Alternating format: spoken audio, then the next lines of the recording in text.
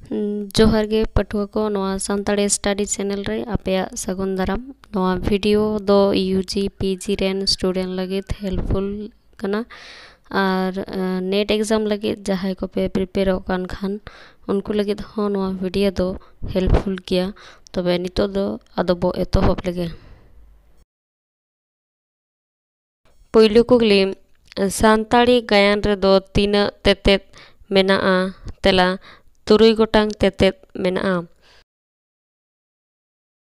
इना तायम सावहेद रे दो विषय खन बढ़ती दो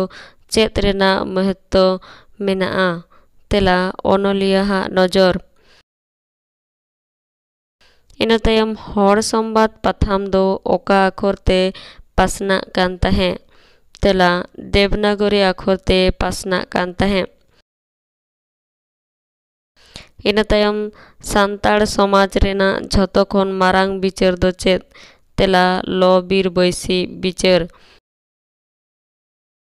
इना तायम जाति विज्ञान पढ़ाव रेना आसल माने दो चेत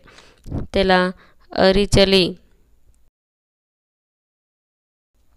इना तायम बापला सेरेन दो ओका थोक रेना कना तेला रायरित सेरेन इना तायम अनोड़हे दो जीवन रेना ओक्ता नोआ दो ओकोय मेना कदा तेला मेथु आर्नोल्ड ए मेना कदा इना तायम सान्ताड़ा दासाय सेरेन ओक्तो तीन गुरु को ᱧᱩᱢᱚᱜᱼᱟ तेला गेलबार गोटांग गुरु को ᱧᱩᱢᱚᱜᱼᱟ इना तायम होड़ साहेत रेना अलगा उपरुम दो चेत कना तेला ओनोड़िया हा ᱧᱩᱛᱩᱢ बांग ᱧᱟᱢᱚᱜᱼᱟ इना तायम लुबु मुजगेर भेंता कथा रेया माने दो चेत तेला रेंगेज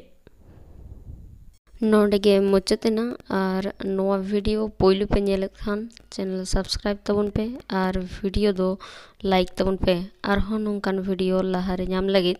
बेल आइकन टिपो कते ऑल ऑप्शन दो सिलेक्ट तबुन पे।